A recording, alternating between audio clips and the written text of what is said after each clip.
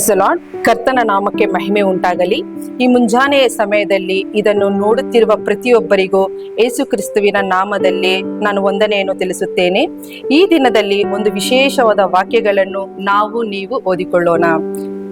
2 ಕೊರಿಂಥದವರಿಗೆ ಬರೆದ ಪತ್ರಿಕೆ ವಾಕ್ಯ 1ರಿಂದ 4 ಓದಿಕೊಳ್ಳೋಣ. ಪ್ರಿಯರೇ, ಈ ವಾಗ್ದಾನಗಳು ನಮಗಿರುವುದರಿಂದ ನಾವು ಶರೀರಾತ್ಮಗಳ ಕಲ್ಮಶವನ್ನು ತೊಲಗಿಸಿ ನಮ್ಮನ್ನು ಶುಚಿ ಮಾಡಿಕೊಂಡು ದೇವರ ಭಯದಿಂದ ಕೂಡುವವರಾಗಿ ಪವಿತ್ರತ್ವವನ್ನು ಸಿದ್ಧಿಗೆ ತರುವುದಕ್ಕೆ ಪ್ರಯತ್ನಿಸೋಣ. ನಿಮ್ಮ ಹೃದಯಗಳಲ್ಲಿ ನಮಗೆ ಸ್ಥಳ ಕೊಡಿರಿ.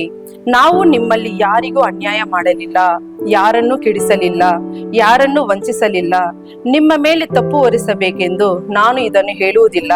ಕೂಡ ಸಾಯುವುದಕ್ಕೂ ಕೂಡ ಬದುಕುವುದಕ್ಕೂ ನೀವು ನಮ್ಮ ಹೃದಯದಲ್ಲಿದ್ದೀರೆಂದು ಮೊದಲೇ ಹೇಳಿದ್ದೇನಲ್ಲ. ನಿಮ್ಮಲ್ಲಿ ನನಗೆ ಬಹಳ ಭರವಸೆ ಉಂಟು. ನಿಮ್ಮ ವಿಷಯದಲ್ಲಿ ನನಗೆ ಉತ್ಸಾಹ ಬಹಳ ಪರಿಪೂರ್ಣ ಆದರಣೆ ನನಗಾಯಿತು. ನಮಗಾಗುವ ಎಲ್ಲಾ ಸಂಕಟಗಳಲ್ಲಿ ಅತ್ಯಧಿಕವಾದ ಸಂತೋಷದಿಂದ ತುಂಬಿದ್ದೇನೆ. ಕರ್ತನ ನಾಮಕ್ಕೆ ಮಹಿಮೆ ಉಂಟಾಗಲಿ. ನಾವು ಪ್ರಾರ್ಥಿಸಿಕೊಳ್ಳೋಣ. ಪರಲೋಕದ ಪ್ರೀತಿಯ ತಂದೆಯೇ, ನಿನ್ನ ಮಹಿಮೆಯುಳ್ಳ ನಾಮವನ್ನು ಸ್ತುತಿಸುತ್ತೇವೆ. ಅಪ್ಪ, ನೀವು ಜೀವದಾತನು, ಆರೋಗ್ಯದ ಮೂಲನು, ನಮ್ಮ ದೇಹಗಳ ಸೃಷ್ಟಿಕರ್ತನು.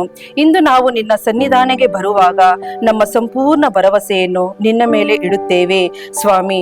ಈ ದಿನವು ಚಿಕ್ಕ ಮಕ್ಕಳಿಂದ ಹಿಡಿದು ದೊಡ್ಡವರ ತನಕ ಆರೋಗ್ಯವನ್ನು ದಯಪಾಲಿಸಿರಿ ಸ್ವಾಮಿ. ಎಷ್ಟೋ ಜನ ಸ್ವಾಮಿ ಅನಾರೋಗ್ಯದಿಂದ ಬಳಲುತ್ತಿರುವ ಪ್ರತಿಯೊಬ್ಬರನ್ನು ಸ್ವಸ್ಥ ಮಾಡಿರಿ ಸ್ವಾಮಿ. ಸತ್ಯವೇದದಲ್ಲಿ ನಿಮ್ಮ ಹಸ್ತವನ್ನು ಮುಟ್ಟಿ ಸ್ವಸ್ಥ ಮಾಡಿದ್ದೀರಲ್ಲ ಸ್ವಾಮಿ. ಆ ರೀತಿ ಎಲ್ಲರಿಗೂ ನೀವು ಬಿಡುಗಡೆಯನ್ನು ಕೊಡುವ ದೇವರು ನೀವಾಗಿದ್ದೀರಾ ಏಸಪ್ಪ. ಆರೋಗ್ಯವನ್ನು ಕೊಟ್ಟು ಬಲಪಡಿಸಿರಿ. ನಜರೇತ ಯೇಸು ಕ್ರಿಸ್ತುವಿನ ಅಧಿಕಾರವುಳ್ಳ ನಾಮದಲ್ಲಿ ನಾನು ಪ್ರಾರ್ಥಿಸುತ್ತೇನೆ ತಂದೆಯೇ, ಆಮೇನ್. ಕರ್ತನು ತಾನೇ ನಿಮ್ಮನ್ನು ಆಶೀರ್ವದಿಸಲಿ. ಆಮೇನ್. Praise the lord.